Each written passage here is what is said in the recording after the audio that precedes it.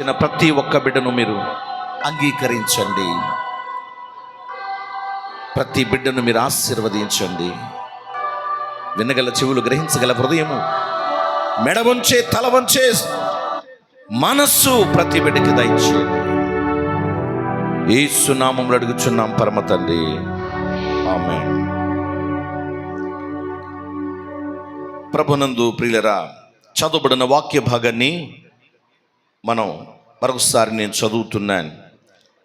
అందుకు ఆకీషు, దైవ దూత వలె నీవు నా దృష్టికి కనబడుచున్నావని నేను ఎరుగుదును, కానీ ఫిలిస్తీయుల సర్దారులు ఇతడు మనతో కూడా యుద్ధమునకు రాకూడదని చెప్పుచున్నారు. ఈ మాటలు ఎవరితో చెప్పారు అంటే, ఆకీషు అనేటువంటి రాజు దావీదును ఉద్దేశించి పలికినటువంటి మాటలు ఇవి.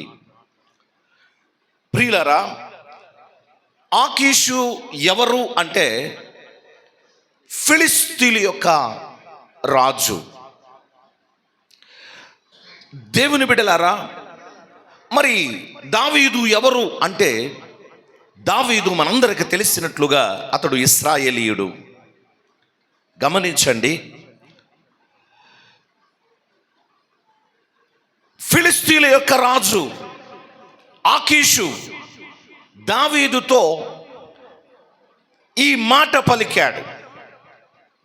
దావీదు గురించి మనందరికీ కూడా తెలుసు. ఎందుకంటే ప్రతి ఆదివారము మనము కీర్తనల భాగాన్ని చదువుకుంటాం, దావీదును గుర్తు చేసుకుంటాం. దేవుని బిడ్డలారా, దావీదు చరిత్ర మనం ఒక్కసారి సంక్షిప్తంగా గనక మనం ఆలోచన చేస్తే, దావీదు ఒక సామాన్యమైన మనుష్యుడు. దావీదు గొర్రెలు కాచుకునేటువంటి ఒక సామాన్యుడు. అలాంటి వ్యక్తిని దేవుడు ఇశ్రాయేలీయుల మీద రాజుగా దేవుడు ఎన్నుకొని సమూయేలు అనేటువంటి ఒక ప్రవక్తను దావీదు దగ్గరకు పంపి, దావీదును దేవుడు అభిషేకం చేశాడు. ఇశ్రాయేలీయుల మీద రాజుగా దేవుడు అభిషేకం చేశాడు. సమూయేలు అనే ప్రవక్త ద్వారా దావీదు అభిషేకించబడ్డాడు. దావీదు దేవుని అభిషేకం పొందిన తరువాత చాలా చాలా కష్టాలు పడ్డాడు. దావీదు అనేకమైన ఇబ్బందులు, శ్రమలు, నష్టాలు, కష్టాలు, శోధనలు, ఇరుకులు, ఇబ్బందులు అనేకమైనవి దావీదు ఎదుర్కొనవలసి వచ్చింది. ప్రియమైన దేవుని బిడ్డలారా, దావీదు గురించి మనం జ్ఞాపకం చేసుకుంటే, దావీదు గొల్యాతు లాంటి ఒక బలవంతుణ్ణి, ఫిలిస్తీయుల సర్దారుని, ఫిలిస్తీయుల యొక్క శూరుణ్ణి చంపగలిగినటువంటి గొప్ప వ్యక్తి దావీదు. దావీదు చాలా ప్రార్థనాపరుడు. దావీదు దేవుని యందు చాలా భయభక్తులు కలిగినటువంటి వాడు. మనకలాగా కళ్ళు మూసుకోమంటే కళ్ళు మూసుకోకుండా చూస్తా ఉండేవాడు కాదు. కొంతమంది ఇక్కడ కళ్ళు మూసుకోండి అంటే కళ్ళు తెరిచి చూస్తున్నారు. This is not correct. దేవుడు నిన్ను అభిషేకించాలంటే, దేవుడు నిన్ను సంధించాలంటే, దేవుని యొక్క స్పర్శ లేక తాకిడి నీవు పొందుకోవాలంటే నీ కండ్లు మూయబడాలి. చాలా సిస్టమేటిక్గా ఉండాలి. కొంతమంది దొంగలు చూసినట్టు ఇలా చూస్తున్నారు, కొంతమంది ఇలాగా. ఎందుకు నాకు తెలియదు, వారికి తెలుసు. ఎందుకు చెప్తున్నానంటే, సహోదరుడా, సహోదరి, దిస్ ఈజ్ నాట్ కరెక్ట్. దేవుని యందు నీవు భయము కలిగి భక్తి కలిగి ఉండాలి. ఒకసారి నువ్వు మందిరానికి వచ్చావు అంటే నీవు గడగడ గడగడ వణికిలాగా ఉండాలి, వణకాలి. ఎందుకో తెలుసా? ఇది దైవ సాన్నిధ్యం. దేవుడి స్థలంలో ఉన్నాడు అని నమ్మకం నీకుంటే నీకు భయం కలుగుతుంది. ఆయన లేడు, ఆయన చూడడం లేదు అని ఒకవేళ నీ మనస్సులో నువ్వు అనుకుంటే దైవజనుడు చెప్పిన మాటకు నువ్వు విధేయుడు కావు. నీలో ఒకసారి నువ్వు దేవుని మందిరములో అడుగు పెట్టావు అంటే నీలో భయము పుట్టాలి, వణుకు పుట్టాలి. అందుకే దేవుడు మాట్లాడుతున్నాడు, ఎవడు నా మాట విని వణుకుచుండునో వానినే నేను దృష్టించుచున్నాను అన్నాడు. హల్లెలూయా. దేవుని దృష్టి నీ మీదకి రావాలంటే ఎవరైనా కానీ చిన్నలు కానీ పెద్దలు కానీ యవనులు కానీ వృద్ధులు కానీ పెద్దలు ఎవరైనప్పటికీ కూడా ఈ రాత్రి దేవుని దృష్టి నీ మీద పడాలంటే,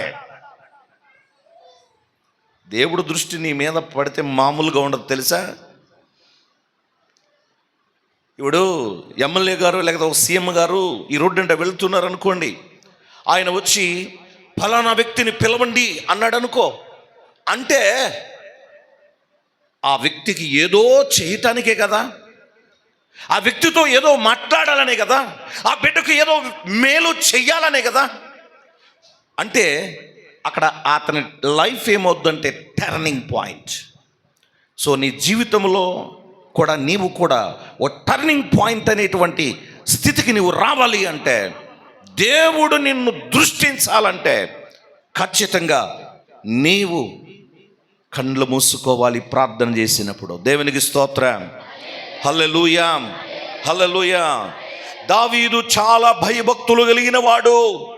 దావీదు ప్రార్థనా పరుడు. దేవుని బిడ్డలారా, దావీదు ఒకసారి ఒక ప్రకటన చేశాడు. ఎవరైతే ఇశ్రాయేలీయులకు ప్రధాన శత్రువైనటువంటి ఫిలిస్తీన్ల ఆ శూరుణ్ణి గొల్యాతుని చంపుతారో అతనికి నా కుమార్తెనిచ్చి నేను పెండ్లి చేస్తానన్నాడు. అన్నట్టుగానే దావీదు వెళ్ళాడు, జయించాడు. సౌలు తన కుమార్తెనిచ్చి పెండ్లి చేశాడు.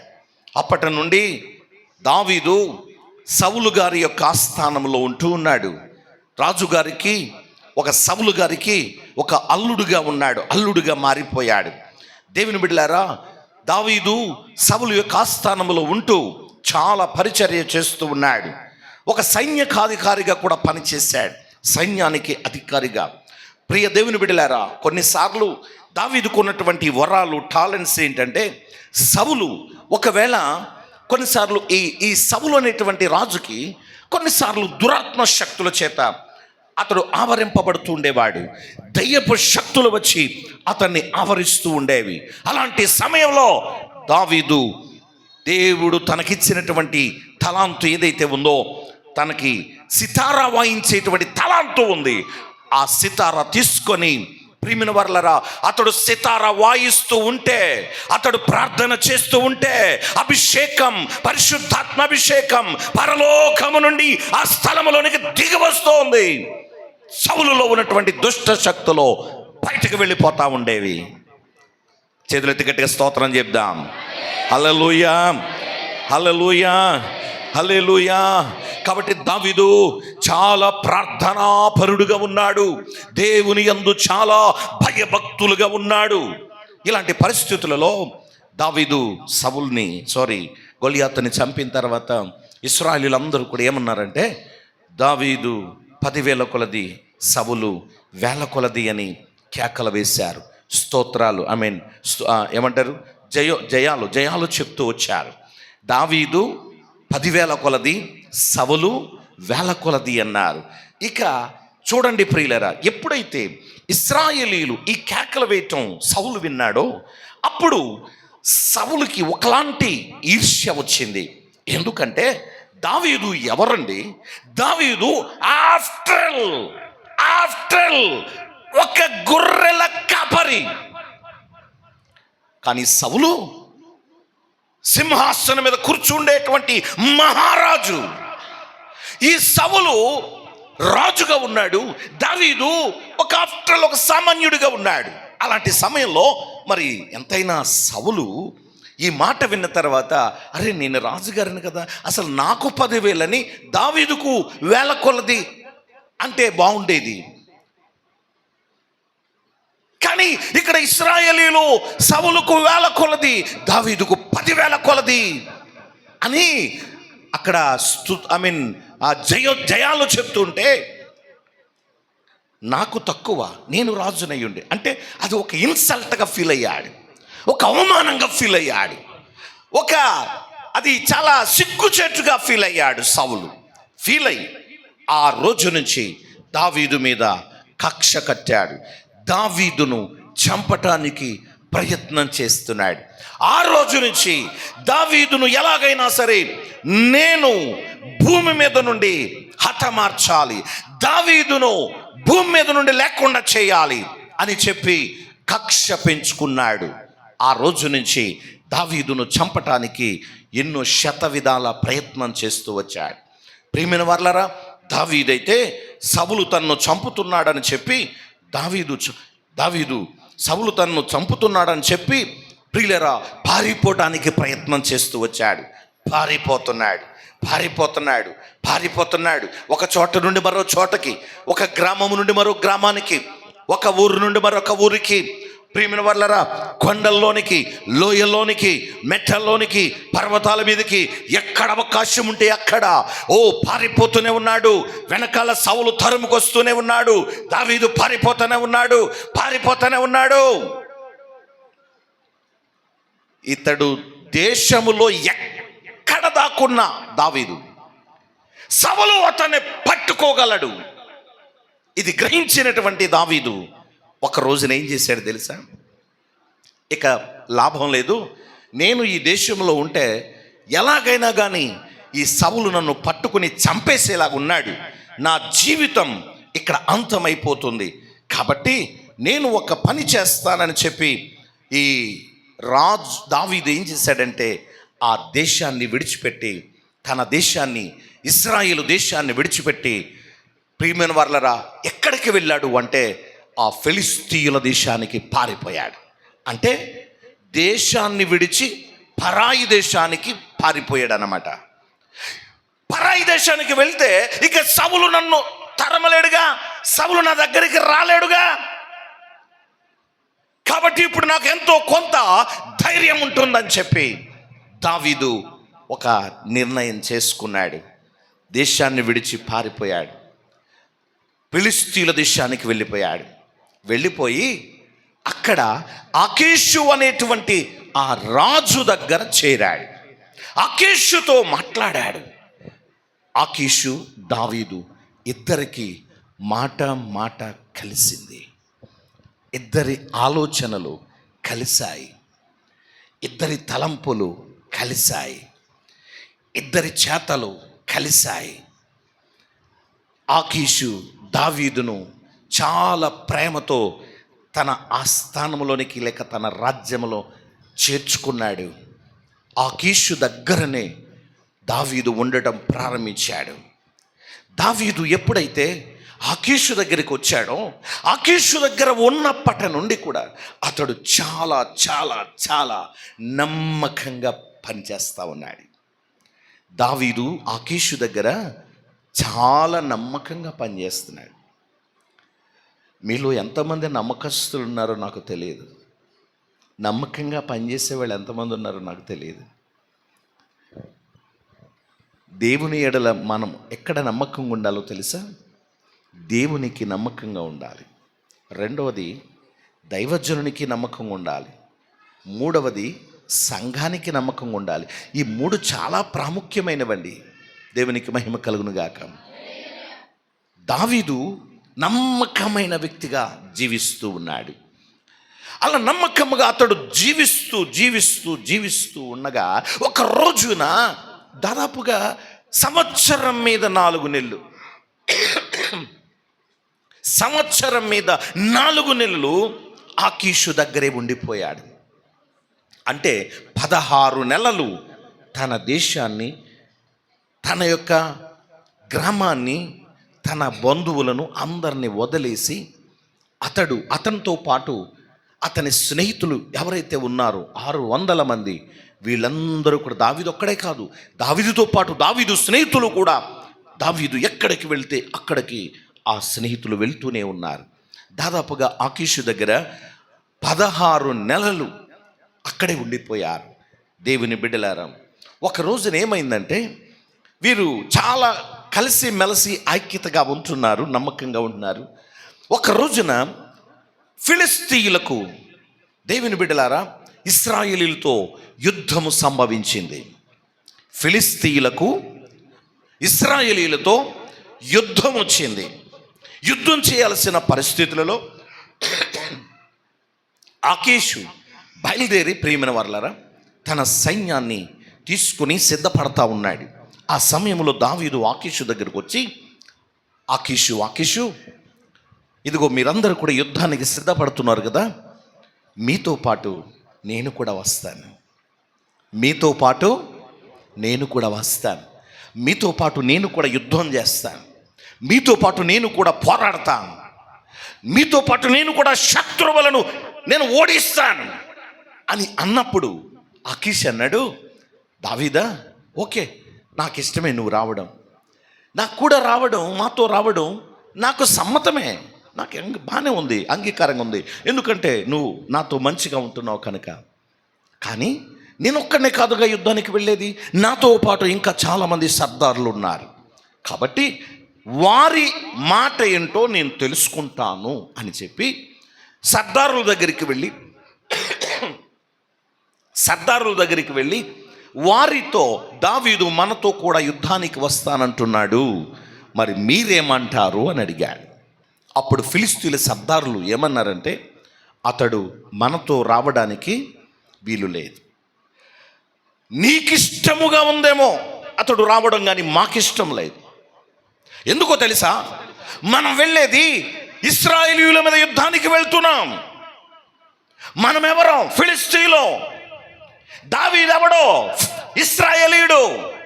ఒకవేళ మనం అతను కూడా తీసుకెళ్ళమనుకో, యుద్ధ రంగములోకి వెళ్ళిన తర్వాత యుద్ధ రంగములో అతడు మన శత్రువులతో కలిసిపోతాడేమో, శత్రువులతో కలిసి మన మీద తిరుగుబాటు చేస్తాడేమో. కాబట్టి దావీదు మనతో పాటు యుద్ధానికి రావడానికి వీలు లేదు, వద్దు అని తిరస్కరించారు. ఆ విషయాన్ని దావీదు దగ్గరకు వచ్చి దావీదుతో పంచుకుంటాడు ఈ మాట. దావీదా, నాయన, మరి ఇదిగో నువ్వు రావాలంటూ నాకు ఇష్టమే, కానీ వాళ్ళెవరూ ఒప్పుకోవట్లేదు, కాబట్టి నువ్వు రావద్దు, నువ్వు ఇక్కడే ఉండు అన్నాడు. ఇక్కడే ఉండు అంటే దావీదు అంటాడు, ఆకీషు, మీరెందుకు నన్ను యుద్ధానికి రావద్దు అంటున్నారు? నేను నీ యొద్దకు వచ్చినప్పటి నుంచి నేను ఎలా ఉన్నానో నీకు తెలీదా? నేను ఎంత నమ్మకంగా పనిచేస్తున్నానో నీకు తెలీదా? మాటలో కానీ, పనిలో కానీ, చేతలో కానీ, ఏ విషయంలో చూసినా నేను ఎలా ఉన్నానో నీకు నమ్మకంగా నేను పనిచేయలేదా?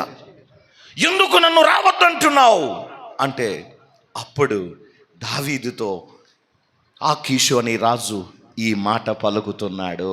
హల్లెలూయా, హల్లెలూయా. ఏమని పలుకుతున్నాడు తెలుసా? ఆకీషు ఏమంటున్నాడు దావీదుతో తెలుసా? నీవు మా మధ్యలో ఎలా ఉన్నావంటే దైవ దూతవలే ఉన్నావు. హల్లెలూయా. చెప్పకూడదు, మహిమపరచుదాం. హల్లెలూయా. దావీదా, నీవు మా మధ్యలో ఎలా ఉన్నావో, గట్టిగా చెప్పాలి, అందరూ చెప్పాలి, దేవదూతవలే నా దృష్టికి నీవు కనబడుచున్నావు. దేవునికి స్తోత్రం. దేవదూత. ఇప్పుడు నీవు నేను మనందరము కూడా ఎలా కనబడాలో తెలుసా? చెప్పండి, గట్టిగా చెప్పండి. దేవదూతల వలె కనబడాలి. మిమ్మల్ని పై ఆకారం చూస్తుంటే, మీ డ్రెస్సింగ్ చూస్తుంటే నిజంగా దేవదూతల్లాగే కనబడతా ఉన్నారు. కానీ మీరు మీ ఇంటి దగ్గర ఎలా ఉంటున్నారో నాకు తెలియదు. నువ్వెక్కడ ఉన్నా దేవదూతలాగే ఉండాలి. దేవుని మందిరానికి వచ్చినప్పుడు నువ్వు దేవదూతలా కనబడుతున్నావు, చూసావా? ఇదే తీరుగా నీ ఇంటి దగ్గర కూడా నువ్వు అలాగే కనబడాలి. నీ బంధువుల మధ్యలో నీవు దేవదూతలా కనబడాలి. నీవు స్కూల్లో ఉన్నా, కాలేజీలో ఉన్నా, బస్సులో ఉన్నా, ట్రైన్లో ఉన్నా, ఫ్లైట్లో ఉన్నా, నువ్వే స్థలంలో ఉన్నప్పటికీ కూడా సహోదరుడా, సహోదరి, నీవు దేవదూత వలె కనపడాలని నా పరిశుద్ధాత్మ దేవుడు కోరుకుంటున్నాడు. హల్లెలూయా. ఎలా ఉండాలి నీవో చెప్పండి గట్టిగా, రెస్పాన్స్ కావాలి. ఎలా ఉండాలి? దేవదూత వలె ఉండాలి. ఉంటున్నావా నీవు? దేవుడు నిన్ను ఆశించినటువంటి రీతిగా, అంటే నువ్వు ఎలా ఉండాలని దేవుడు ఆశ పడుతున్నాడో నీవు అలా ఉండగలుగుతున్నావా? అది నా ప్రశ్న. దేవుడు నువ్వెలా ఉండాలని కోరితే నువ్వు అలాగే ఉండాలి. స్త్రీవైనా పురుషువైనా నీవు దేవదూతలాగే ఉండాలి. దేవదూత. దేవుని బిడ్డలారా, ఈ మధ్యకాలంలో స్త్రీలలో కొంతమంది, అందరూ కాదులే, కొంతమంది ఎలా కనపడుతున్నారంటే రకసుల్లా కనపడుతున్నారు. రాక్షసులైపోతూ ఉన్నారు ఈ మధ్యకాలంలో. ఎందుకో తెలుసా? అందరూ కదా నిజమా? కొంతమంది, అక్కడక్కడ కొంతమంది. ఈ మధ్యకాలంలో దేవుని మహాకృప వలన స్త్రీలకు ఆర్టీసీలో ఏమిచ్చారు? Free bus, Aadhaar card travelling కూడా. ఆధార్ కార్డు ఉంటే చాలు. నిన్న మొన్న ఒక ఆమె ఖమ్మం దగ్గర ఎక్కడో ఒక ఆమె మొత్తం బస్సు ముందు కూర్చొని, బస్సుకి అడ్డంగా కింద రోడ్డు మీద కూర్చొని మొత్తం అక్కడ పెద్ద నిరసన తెలియజేస్తూ ఉంది.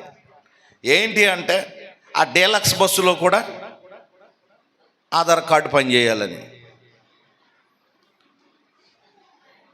ఎందులో? దేవునికి స్తోత్రం కలుగును గాక. అయ్యా, డ్రింక్ చేసింది. ఈ మొత్తం మీద ఏం చేసిందో ఆవిడ డిమాండ్ ఏంటంటే, అంటే మన మొత్తం మీద ఏదో ప్లాన్ వేసినట్టు ఉంది. ప్రస్తుతానికి పల్లె వెలుగు, ఏమంటారు, ప్యాసింజర్సు, ఎక్స్ప్రెస్లు, సిటీలో ఉన్న ఎక్స్ప్రెస్లు, వీటికి మాత్రమే పర్మిషన్ ఉంది కదా. డీలక్స్లకి, సూపర్ లగ్జరీకి వీటికి లేదు. సో ఆమె ఉద్దేశం ఏంటంటే అందులో కూడా ఈమెకి ఉచితంగా ప్రయాణం ఇవ్వాలట. పోలీసుడు వచ్చి, కాదమ్మా, లిగమ్మా లిగమ్మా లిగమ్మా అని పోలీసుడు బతిమాలుతున్నాడు పాపం. దేవునికి మహిమ కలుగును గాక. మొన్న మధ్యలో ఎందుకు ఈ మాట చెప్తున్నానంటే, మొన్న మధ్యలో యూట్యూబ్లో కనబడతా ఉంది, ఇది వైరల్ అయిపోయింది సోషల్ మీడియాలో. ఒక ఆమె ఆర్టీసీ బస్సులో ఒక పెద్ద ఆయనతో గొడవ పడుతుంది. పెద్ద ఆయన, గుండె ఆయన, లావుగా ఉన్నాడు, ఎత్తుగా ఉన్నాడు. మనిషి ఎంత ఉంటే ఏంటి సుఖం? విగ్రహం, మా మాస్టర్ అని ఓ లెక్చరర్ గారు, తెలుగు లెక్చరర్ గారు, విగ్రహం పుష్టి అంట, నైవేద్యం నష్టి అంట. నష్టి అంటే ఏమీ లేదని అర్థం. దేవునికి స్తోత్రం. చూడ్డానికి విగ్రహం మాత్రం పుష్టిగా ఉంటుంది అన్నమాట. అయితే ఆమె ఏం చేస్తుందంటే, మొత్తం ఆమె సీట్లో ఆయన వచ్చి కూర్చున్నాడట. ఇంకా చూడండి, ఏ చేస్తానే ఉంది. ఎవడవురా నువ్వు, ఎవడవురా నువ్వు, ఎవడవురా నువ్వు, దెబ్బ మీద దెబ్బ, గుండు మీద వేస్తానే ఉంది. మరి గుండు సొట్టాడిపోయిందో లేకపోతే పగిలిపోయిందో నాకు తెలియదు, కానీ ఏం జరిగిందో నాకు తెలియదండి. ఎందుకంటే స్త్రీ శక్తి. చెప్పండి, స్త్రీ శక్తి. హల్లెలూయా. స్త్రీలదే రాజ్యం, స్త్రీలదే అధికారం. మా పురుషులకి ఏమీ లేదు. దేవునికి మహిమ కలుగును గాక. మాకు దేవుడే ఉన్నాడు, ప్రభుత్వాలు మీ వెంట ఉన్నాయి. దేవునికి స్తోత్రం కలుగును గాక. దేవుని బిడ్డలారా, దైవ జనాంగమా, పరిస్థితులు ఎంత దారుణంగా ఉన్నాయంటే, దేవుని బిడ్డలారా, ఆమె మొత్తం కొడతానే ఉంది. ఎక్కడికి వెళ్ళినా నీ గురించి నీ ఇరుగు పొరుగు వారు సాక్ష్యం చెప్పాలి. నీ ఇంటిలో వారు నీ గురించి సాక్ష్యం చెప్పాలి. ఈమె దేవదూతలాగా ఉంది. మీ పక్కనున్న వారు, మీ ఇంటి పక్కనున్న వారిని అడగాలి, ఆమె ఎలాంటిది అంటే, ఆమె దేవదూత లాంటిదండి అని చెప్పాలి. ఎవరిని అడిగినా నీవు దేవదూత వలె ఉన్నావనేటువంటి సాక్ష్యం నువ్వు పొందుకోవాలి. నీ చూపు దేవదూతలాగా ఉండాలి, నీ మాట దేవదూతలాగా ఉండాలి, నీ నడక దేవదూతలాగా ఉండాలి. నువ్వు చేసే ఏ పనైనా సరే దేవదూతల వలె చేయాలి. దేవునికి మహిమ కలుగును గాక. హల్లెలూయా. ఒకసారి ఒక ఆమె వచ్చి, పాస్టర్ గారు పిలుపు ఎలాగుందో చూసారా? పిలుపు బాగుందా? అలా మాట్లాడతారు పాస్టర్ గారిని. పాస్టర్ గారు మా ఇంటికాడ కూటం పెట్టాలన్నది, మా ఇంటికాడ కూటం పెట్టాలంది. మరి పెట్టాలంటే పెట్టాలా లేదా? అమ్మ పెట్టాలా వద్దా? పెట్టకపోతే ఈయన కాకపోతే ఇంకొక ఆయన ఉన్నాడు, ఈ సంఘం కాకపోతే ఇంకో సంఘం ఉంది, ఈ గుడి కాకపోతే ఇంకో గుడి ఉంది. ఇలా తయారయ్యారు ఈ మధ్యకాలంలో. జాగ్రత్త. నేను అన్నాను, సరేనమ్మా పలానా రోజున పెడతాను అని చెప్పాను. ఆ రోజు రానే వచ్చింది. మీటింగ్ పెట్టాం. మేము అందరూ వచ్చేసారు, విశ్వాసులు సంఘం అందరూ వచ్చారు. మేము ప్రార్థన ప్రారంభించాం మా ఇంట్లో. స్తోత్రం చెల్లింతుమో స్తుతిస్తో యేసునాథుని మేలులు తలంచి స్తోత్రం చెల్లింతుమో స్తుతిస్తో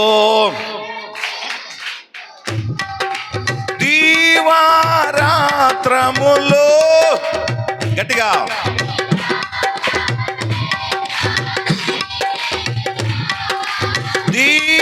దీవారాత్రము కంటి పాపవలే దయాగల హస్తముతో బ్రోచి నడిపించితివి. దయాగల హస్తముతో బ్రోచి నడిపించితివి. స్తోత్రం చెల్లింతుమో స్తుతి స్తోత్రం చెల్లింతుమో యేసునాథుని మేలులు తలంచి స్తోత్రం చెల్లింతుమో స్తుతి స్తోత్రం చెల్లింతుమో హల్లెలూయా అని పాటలు మొదలెట్టాం. మా పాట ఇలా పాడుకుంటా ఉన్నాం మేము. ఇప్పుడు మనం పాడాం చూసారా, అలా పాడుతూ ఉన్నామండి. అంతలో ఆ ఇంట్లో నుండి పెద్ద బాక్స్ ఏదో పెట్టాడు, పెద్ద బాక్సు సౌండ్.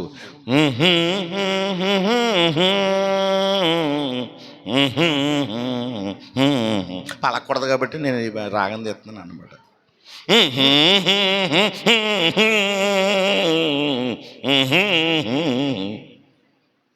అర్థమైందా? అర్థమైపోయిందా? అమ్మో మీరు తక్కువలు కాదు. రవికుమార్ గారి యొక్క సంఘం. దేవుని స్తోత్రం. హల్లెలూయా. పక్కా పెంతెకోస్తు సంఘం. అప్పుడు ఎలా ఉంటుందని పెద్ద సౌండ్ మళ్ళీ. మేమేమో ఇక్కడ స్తోత్రం చెల్లి, అక్కడ ఇది ఒక ఇంట్లోనే. నాకు అర్థం కాలేదు. ఆమెను పిలిచాను, అమ్మా ఇల్లు మీదేనా అన్నాను. అదేనండి. మరి ఆ పాటలు ఏంటమ్మా అన్నాను. ఆ దొంగ సచ్చినోడు అదేనండి అంటుంది. ఆ దొంగ సచ్చినోడు ఎవరిని అంటే ఈవిడో పార్టీ ఆవిడ పార్టీ, ఈవిడేమో ఏసఐ పార్టీ, ఆయనేమో ఆ పార్టీ. పోన్లే ఏదో పార్టీ అయ్యింది. అసలు ఈవిడ ఎలా మాట్లాడాలి? ఈవిడ సంబోధన ఎలా ఉండాలి? భార్య భర్తని ఏం చేయాలి? సచ్చినోడు అంటదా? అనొచ్చా? పనికిమాలుడు అని కొంతమంది, దుర్మార్గుడు అండి వాడని కొంతమంది, నేను అందులో పెట్టాను కొంతమంది, ఇందులో పెట్టాను కొంతమంది. దేవదూత లక్షణం కాదది. వెంటనే ఆడు అంతేనండి, సచ్చినోడు అంతేనండి, దొంగ సచ్చినోడు ఆపడన్నాడు అన్నాడు. ఇక అప్పుడు ఇక తప్పని పరిస్థితిలో గత్యంతరం లేక నేనే లోపలికి వెళ్ళి, అయ్యా కొంచెం కాసేపు ప్రార్థన అయ్యే వరకు కొంచెం ఆపండి అయ్యా అన్న.